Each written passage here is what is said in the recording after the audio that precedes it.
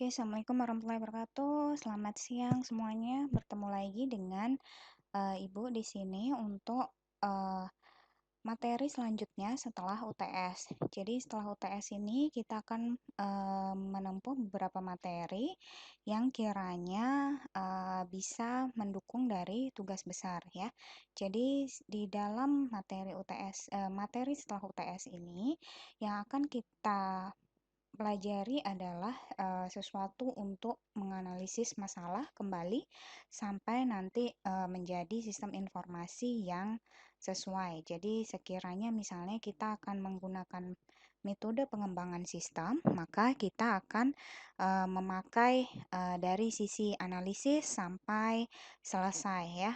Mungkin tidak sampai testing tapi sampai implementasi. Oke. Jadi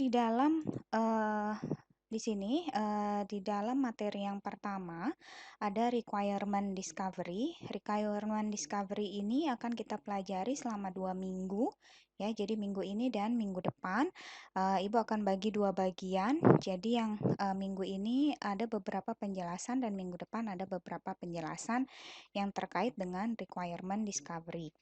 Nah, jadi di dalam requirement discovery ya, kalau requirement discovery kita bahasa Indonesiakan adalah kebutuhan atau kita akan mendiscover atau mendefinisikan kebutuhan.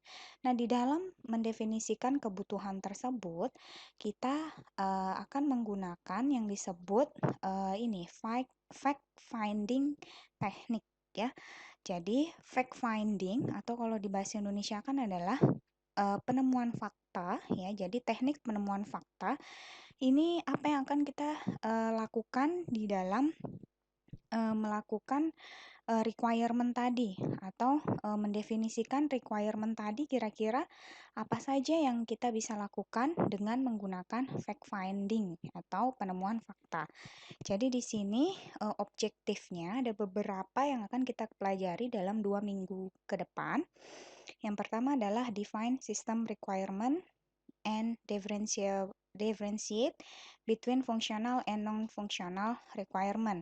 Nah, jadi kita akan mengetahui yang pertama mendefinisikan requirement atau kebutuhan sistem dan perbedaan antara fungsional dan non-fungsional requirement atau kebutuhan fungsional maupun non-fungsional. Ini pernah kita bahas sedikit di sebelum UTS kemarin ya.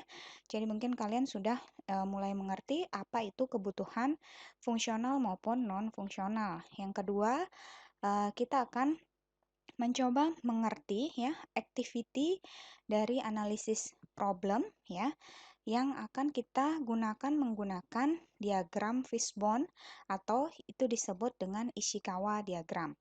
Terus kita akan mencoba mengerti konsep dari manajemen requirement atau manajemen kebutuhan. Lalu ada identify and characterize 7 fact finding teknik ya. Jadi mungkin dalam minggu ini Ibu hanya akan menjelaskan sampai poin ketiga atau poin keempat ini. Nanti sisanya kita akan menjelaskan di minggu depan. Oke, kita langsung saja untuk introduction to requirement discovery ya. Jadi seperti biasa introduction atau tak kenal maka tak sayang gitu ya. Jadi requirement discovery ini adalah suatu proses dan teknik yang digunakan oleh sistem analis untuk mengidentify atau untuk mengidentifikasi jadi ekstrak sistem problem dan mendefinisikan solusi dari kebutuhan untuk sebuah user community. Jadi requirement discovery ini kalau terkait dengan tadi fact finding ya, jadi yang dia inginkan adalah suatu teknik yang bisa diidentifikasi atau kita ekstrak lagi ya dari sebuah sistem yang akan kita sebuah sistem yang akan kita berikan solusi maupun kita akan lihat problemnya apa saja di dalam sistem tersebut. Nah, ada juga sistem requirement yang disebut ya atau kebutuhan sistem. Ini adalah sesuatu yang di dalam sistem informasi yang dia harus dilakukan atau dia harus punya propertinya ya. Jadi di dalam itu atau disebut sebagai business requirement. Ya, jadi di dalam sistem requirement itu atau disebut dengan business requirement berarti di situ adalah sesuatu yang oleh sistem informasi harus dipunyai atau dia harus dilakukan. Ya, itu yang ada atau pengertian dari sistem requirement. Nah, akhirnya kita akan menemukan tadi istilah fungsional versus non-functional requirement. Jadi kalau functional requirement itu adalah something the information system must do.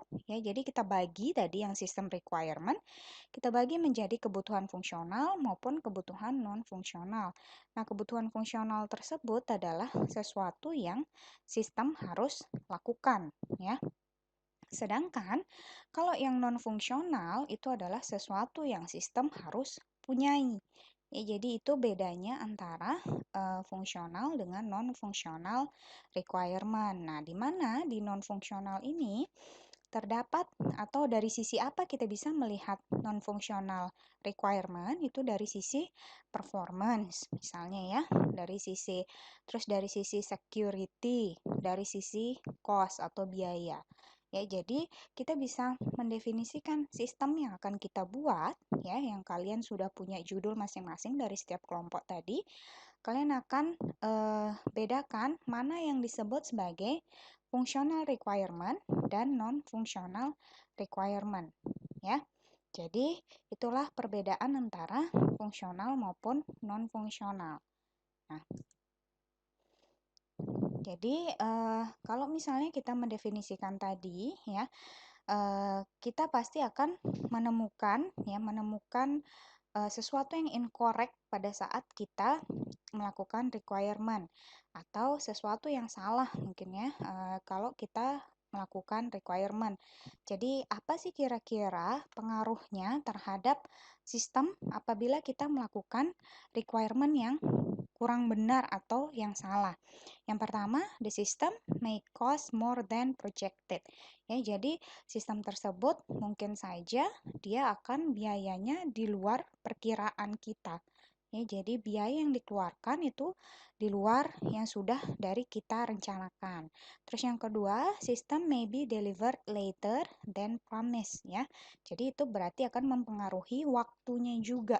Jadi dia akan di-deliver atau akan dikirimkan kepada customer-nya itu later atau belakangan ya dari yang sudah dijanjikan.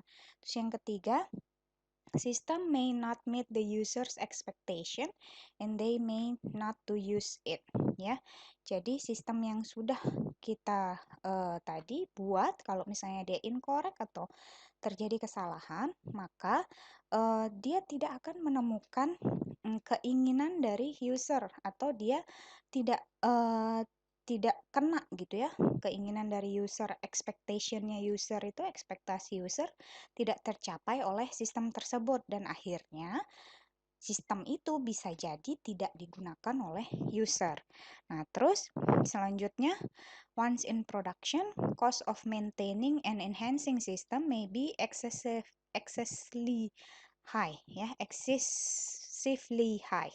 Ya, jadi di sini tadi berkaitan dengan cost juga atau dengan biaya dan dia bisa saja menjadi lebih tinggi ya biaya yang akan dikeluarkan. Terus the system may be unreliable and prone to errors and downtime.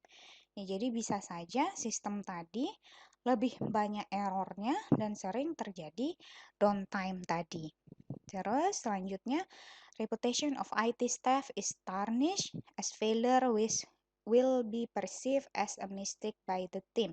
Ya, ini ya, jadi kalau misalnya akhirnya karena kita mengerjakan requirement yang salah atau pada saat kita tidak bisa mendefinisikan kebutuhan dari sistem, ya, berarti reputasi dari tim IT kita juga akan ternodai gitu ya, tarnishnya ya. Jadi dia akan mengalami ketidakpercayaan lagi oleh customer dan akhirnya akan memberikan banyak mistake atau banyak kesalahan. Ya, ini dari kalau kita misalnya kenapa sih kok penting banget kita harus memberikan atau bisa melakukan requirement discovery yang sesuai atau supaya tidak terjadi incorrect ya. Oke.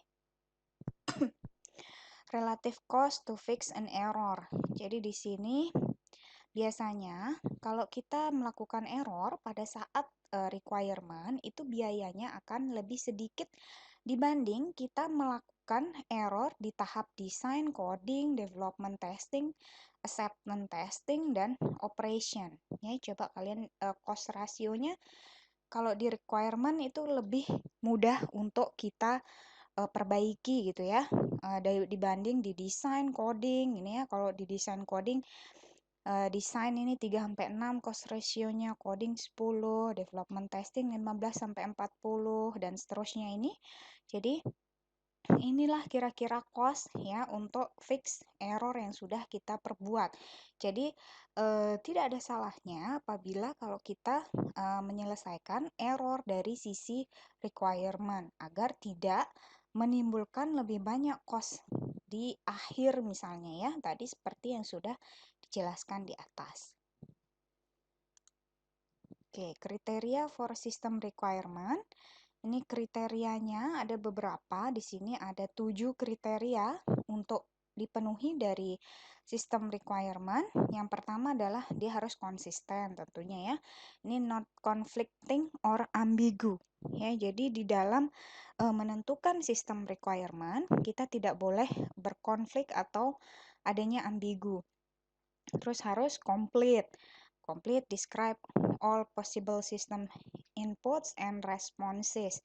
Jadi ini complete maksudnya adalah kita harus menganalisis yang lebih detail lagi ya.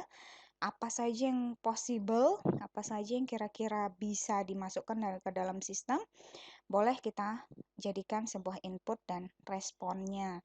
Terus visible, ini can be satisfied based on the available resources and constraints. Ya, jadi di sini kita bisa memuaskan customer gitu ya. Jadi dari semua resources yang kita punyai. Terus ada required, truly needed and fulfill the purpose of the system. Ya, jadi yang ada di required berarti ini adalah betul-betul yang diinginkan oleh sistem tersebut ya. Jadi dan sesuai dengan tujuannya pastinya. Terus accurate ya, state correctly ya, akurat. Jadi yang diinginkan adalah sistem requirement yang akurat. Terus traceable. Ini directly map to function and features of the system ya. Jadi dia betul-betul bisa disesuaikan dengan yang ada ya, di map maksudnya sesuai dengan apa yang sudah direncanakan. Terus verifiable, ini define so can be demonstrate during testing. Ya, jadi yang diinginkan di setiap fasenya itu bisa kita lakukan paling tidak beberapa testing untuk ngetes apakah sudah berjalan sesuai dengan keinginan atau belum ya. Oke, ini kriteria for system requirement. Terus ada proses of requirement discovery. Jadi yang apa saja yang kita lakukan di dalam requirement discovery, ini ada yang disebut dengan problem discovery and analysis ya. Itu pastinya kita lakukan yang jelas pernah Ibu sampaikan mungkin sebelumnya, pada saat kita membuat sistem informasi atau sebuah software project gitu ya, itu yang perlu kita lakukan yang pertama adalah mencari masalahnya. Ya, jadi di sini problem discovery and analysisnya kira-kira apa saja. Terus kita lakukan requirement discovery. Baru setelah itu kita melakukan dokumentasi dan analyzing requirement, baru melakukan requirement management. Jadi inilah kira-kira yang akan kita lakukan di dalam requirement discovery. Yang pastinya yang pertama adalah analisis masalah dulu. Masalahnya apa, bagaimana menyelesaikannya, kita punya solusi seperti apa, baru kita melakukan requirement discovery. Mungkin tadi disesuaikan dengan kebutuhan fungsional maupun non-fungsional tadi ya. Terus documenting and analyzing, berarti kita melakukan dokumentasi terhadap setiap analisis yang sudah kita lakukan. Terus kita melakukan requirement management. Ya, jadi maksudnya adalah kita bisa apa saja yang bisa kita berikan solusi, bagaimana kita memberikan solusi, caranya, tahapan dan lain sebagainya, ya. Lalu untuk selanjutnya di sini pada saat kita menggambarkan sebuah problem, ya, sebuah problem itu kan banyak ya biasanya. Nah, kita bisa menggambarkannya dengan menggunakan Ishikawa diagram. Jadi, Ishikawa diagram ini adalah penciptanya namanya adalah Dr. Ishikawa, ya, makanya dinamakan Ishikawa diagram. Nah, bentuknya itu adalah seperti fishbone atau tulang ikan, ya. Jadi kalian bisa lihat bentuknya di sini dia mirip seperti tulang ikan, maka disebut sebagai fishbone diagram, ya. Ada fishbone diagram. Jadi di sini kegunaannya adalah untuk identify, explore, and depict problem and the causes and effect of those problem. It is often referred to as a cause and effect diagram or a fishbone diagram. Jadi yang ada di dalam fishbone diagram di sini adalah problem at right, ya. Jadi ini apa sih yang sesuatu yang akan kita selesaikan, ya. Jadi ini ada di fish head-nya atau kepala ikannya.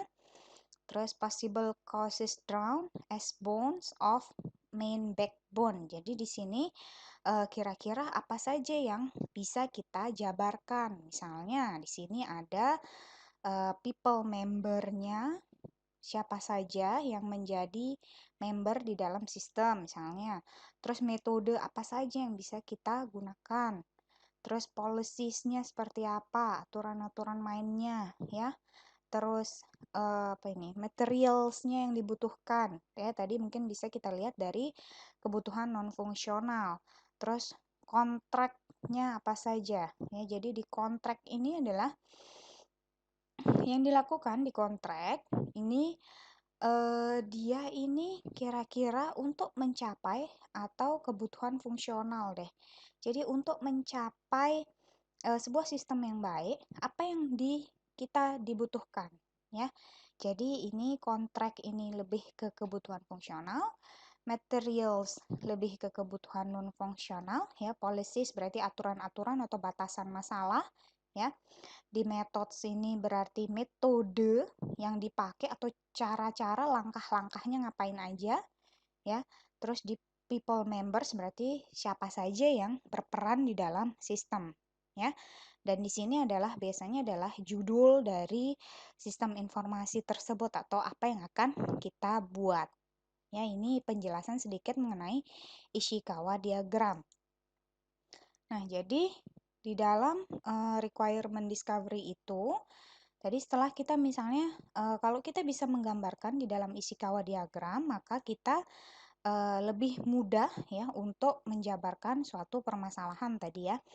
Nah, terus selanjutnya biasanya di requirement discovery ini adalah kita given and understand of problem, the system analyst can start to define requirement. Nah, mulailah kita masuk ke dalam fact finding. Jadi apa sih fact finding? Ini adalah suatu proses formal yang menggunakan research, ya. Research itu maksudnya adalah penelitian, meetings. Meetings ini berarti kita bertemu dengan mereka, melakukan wawancara, memberikan kuesioner, sampling, dan melakukan berbagai teknik dan untuk apa? Untuk mengkolek informasi dari sistem problem tersebut. Ya, kita juga dapat kebutuhannya dan preference-nya juga. Ini juga biasa disebut sebagai information gathering or data collection ya. Jadi di dalam fact finding ini biasa disebut dengan information gathering or data collection. Nah, jadi sesuai dengan namanya fact finding berarti kita kan menemukan fakta ya. Menemukan fakta itu gimana caranya? Ya bisa dengan melakukan research tadi, bisa meeting, interview, memberikan kuesioner, sampling, dan berbagai macam caranya yang lain ya. Nah, jadi itulah yang disebut sebagai fact finding. Nah, apa saja sih kira-kira kalau di fact finding itu apa sih yang kita bisa cek gitu ya untuk bisa mendapatkan data-data tadi. Jadi kita bisa mencari ya, documenting the draft requirements ya. Jadi di situ kita bisa lihat dari use case-nya, dari decision table, terus requirements table. Kita bisa lihat dari situ, terus analyzing requirement to resolve problem ya. Kita bisa apa namanya? Lihat missing requirements, terus conflicting requirement, invisible requirement, overlap, ambigu. Terus kita bisa lihat formalizing requirement-nya, ada requirement definition dokumen, communicate to stakeholder or steering body. Ya, jadi di dalam di sini yang kita bisa cek dokumen-dokumennya adalah dari sisi use case, terus dari sisi decision table, terus requirement table, terus apa saja kira-kira di sini yang analyzing, misalnya. Oke, jadi misalnya di sini ada missing requirements. Missing requirements ini adalah kebutuhan yang kira-kira masih missing atau masih kurang. Terus conflicting requirements, apa saja kira-kira kebutuhan yang berkonflik ya. Terus invisible requirement, apa saja kira-kira, terus overlap. Ada nggak kira-kira kebutuhan yang overlap atau yang ini apa namanya? Yang dia itu apa ya, maksudnya dia dilakukan berulang kali gitu ya, overlap gitu ya. Terus ambigu, ada yang ambigu misalnya. Terus ada formalizing requirement. Ini adalah kita lihat dari dokumen-dokumen yang dipunyai. Terus communicate to stakeholder or steering body. Nah, jadi kalau kita semuanya sudah kita temukan, kita bisa mengkomunikasikan lagi dengan stakeholder atau steering body-nya ya. Jadi orang-orang yang memang berperan penuh di dalam requirement tersebut. Nah, jadi di dalam requirement definition dokumen ini adalah ada formal dokumen yang bisa mengkomunikasikan ya, jadi requirement tadi of a proposed system to key stakeholder and serve as a contract for a system project. Jadi di sini kalau misalnya kita menyediakan sebuah requirement definition dokumen, ini di dalamnya adalah seperti kita menyediakan sebuah formal dokumen yang akan kita sodorkan kepada eh, yang ini, kepada stakeholder ya, stakeholder yang memesan proyek itu, dan kita bisa mendefinisikan apa saja yang sudah kita temui selama melakukan requirements definition tadi yang ada di dokumen dulu ya. Jadi di situ misalnya ada requirement definition report ya. Jadi ini sinonimnya aja, penyebutan dari definition dokumen, terus requirement statement, requirement specification, dan functional specification ya. Jadi ini nama lainnya dari requirement definition dokumen. Contohnya ya, contoh dari requirement definition dokumen di sini atau requirement definition report. Jadi di dalamnya itu ada introduction, terus ada purpose, background, scope, definition, acronym, abbreviation, references. Ini kalian kan sudah pernah melakukan ya. Jadi ada tujuan, ada background, latar belakangnya apa, scope-nya bagaimana, definition, dan lain sebagainya. Ini sudah pernah Ibu minta buat. Terus setelah itu ada general project description. Nah, di sini mulailah kalian memberikan fungsional requirement apa saja yang akan dimiliki atau dipunyai oleh sistem yang akan kalian bikin dari sisi fungsionalnya. Terus baru dari sisi requirement and constraint, di sini dibagi lagi menjadi functional requirement dan non-functional requirement. Terus ada conclusion. Ini adalah outstanding issues-nya apa. Kalian juga sudah pernah Ibu minta untuk membuat kira-kira mana dari permasalahan yang tadi yang sudah sebanyak itu, mana yang akan kalian angkat gitu ya, ada di outstanding issues. Nah, inilah salah satu contoh dari requirement definition report ya. Walaupun kalian sudah mengerjakan yang bagian introduction, di sini mungkin kalian belum mengerjakan di bagian 2 dan 3 ya. Nah, inilah tugas untuk minggu ini. kalian mengerjakan dari sisi functional requirement, dari sisi requirement and constraint. Kalau yang di sini general project description, kalian bisa lihat functional requirement-nya secara general gitu ya, secara umum. Sedangkan di bagian requirement and constraint ini kalian sudah lebih detail lagi di functional requirement dan non-functional requirement ya. Terus setelah itu barulah kalian membuat di bawahnya, bisa di bagian 3 ini adalah kalian bikin sebuah diagram Ishikawa ya, atau fishbone diagram yang menggambarkan tadi requirement apa saja yang sudah ditemui ya. Itu saja mungkin untuk minggu ini ya. Nanti untuk diskusi lebih lanjut kita akan diskusikan di kelas. Terima kasih. Assalamualaikum warahmatullahi wabarakatuh. Selamat siang.